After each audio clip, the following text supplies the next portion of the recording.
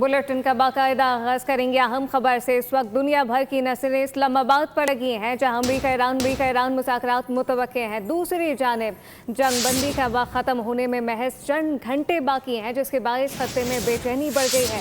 अमरीकी मीडिया दावा कर रहा है कि आइंदा चंद घंटों में मुज़ाकरात शुरू हो सकते हैं।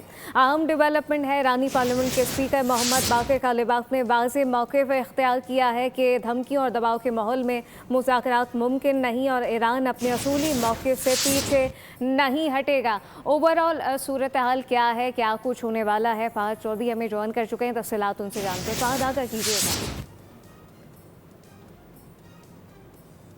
दुरुस्त कहा कि पाकिस्तान एक बार फिर पूरी दुनिया की इस वक्त तवज्जो का मरकज़ है और इस्लामाबाद पीस टॉक्स पर पूरी दुनिया की नज़रें हैं। पीस टॉक्स तो कल का इम्कान ज़ाहिर किया जा रहा है कि कल मुनक्किद होंगी, लेकिन उससे पहले फ़रीक़ैन को मुज़ाकरात की मेज़ पर लाना एक कठिन मरहला है, जिसमें अब कुछ कामयाबी मिलती नज़र आ रही है।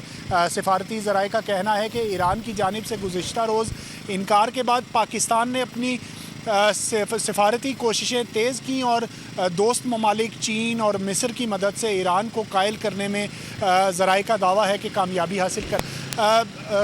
तवक्को यह है कि ईरानी वफ़द आज रात किसी वक्त पाकिस्तान पहुँचेगा, जबकि दूसरी जानिब अमरीकी नायब सदर JD वेंस की क़यादत अमरीकी वफ़द है वो कुछ देर बाद अमेरिका से रवाना होगा और ज़राए के मुताबिक एक तीसरे मुल्क में पड़ाव करेंगे कुछ देर के लिए रिफ्यूलिंग के लिए, और उसके बाद पाकिस्तान के लिए रवाना होंगे। और तवक्को है कि आज रात या कल अलसुब जो है अमरीकी वफ़द पाकिस्तान पहुँच जाएगा।